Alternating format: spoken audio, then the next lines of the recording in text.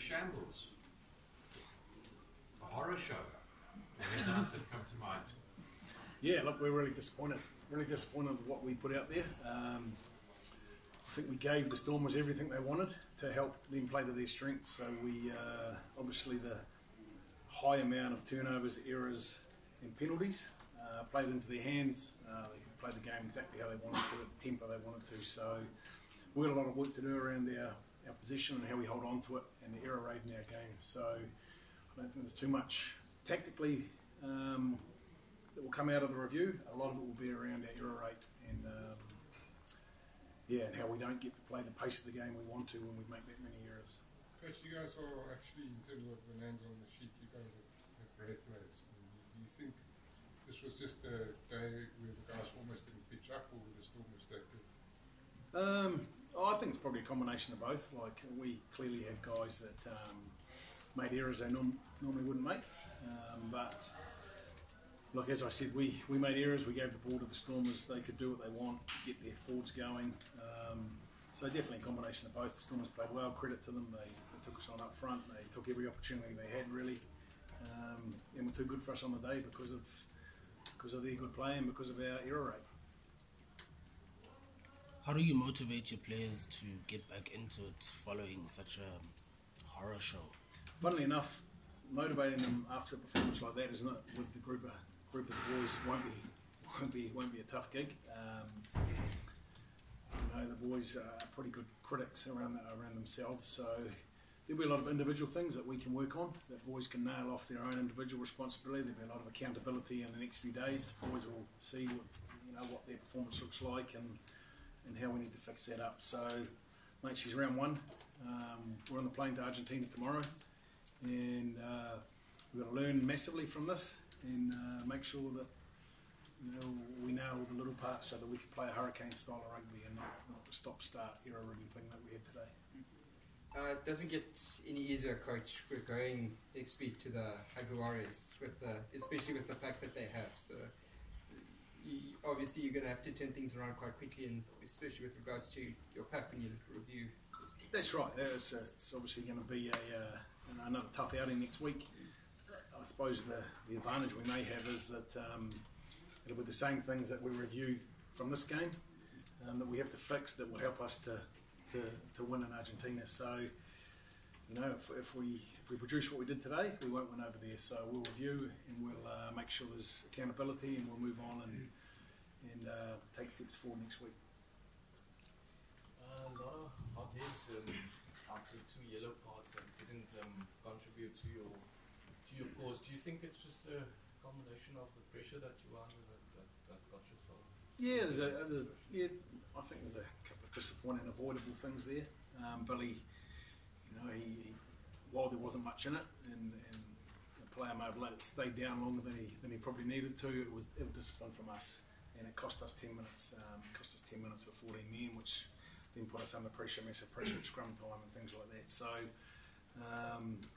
It's small margins, but if those small margins are going to go against us, we need to be better with our discipline to make sure that they don't. Just starting the season without someone like Beauden Barrett, there's a massive gap at 10. Yeah, look, ideally you want world-class players in your team, don't you? And the thing about Beauden is we've known that he's been gone since last year, and we're working away at building some confidence with the boys that are stepping into those shoes. So, look, today wasn't a good day to be a 10, definitely, and it wouldn't have been helped by the players around Fletcher when Jacko came on. So, mate, we've got some good players to play 10, and we just got to get some time in the saddle and make life easier on him. We're getting rid of the errors that we had today and making sure that we're nice and calm around our game. Did you miss that hard edge that Artie gives the pack? And he's a gear on his own, isn't he? Yeah, look, I talked around world-class players, and Ards is, mate, I'm not going to pretend that any team would miss not having Ards out there. But we've still got, as I say, we've got Dupes who's playing some pretty good footy, and the more super footy he plays, he'll really come in and he'll model his game on Artie a little bit. So obviously, he's working hard to get there, and hopefully with Gareth Evans only played 40 minutes before today, due to coming back from injury, and Rito was the same. So those guys will go forward and get better for us. Realistically, what will show in the next performance to say that they've actually learned from everything that they didn't do Yep. today? And that should be pretty simple. In that we'll be able to string some phases together. We were hoping to be able to string some phases together today against the Stormers. I thought the pace of the game suited them, and the minute we got a few phases together and put them under pressure, we started to see holes open up around guys getting a little bit tired. So that'll be a good indicator of how many phases we can get put together, how we put teams under pressure and have a bit of patience and see where that will take us, because if we don't put big guys under pressure to defend for multiple phases and get off the ground a lot, then they'll be getting up and smashing us all day. A guy like Dan Coles, when is he available? Colsey's really close, so he's had a hit out last week, so he'll be ready to go when we get back to the Sharks first game back, so he'll be ready to go then. What aspects of the Stormers play impressed you?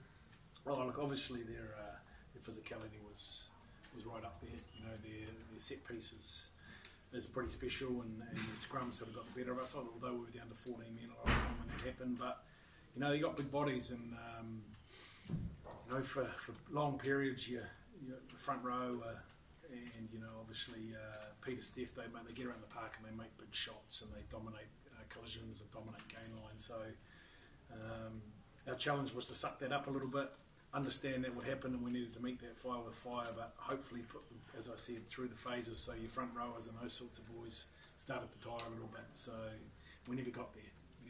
But oh look, mate, as I said, the Stormers took their chances. They were pretty clinical when they got the opportunity to score tries, culminating in a pretty good gamble for the intercept at the end to get that. So, mate, credit where credit's due, and they got 5 points and they're off to a flyer. Okay, thank you. Cheers.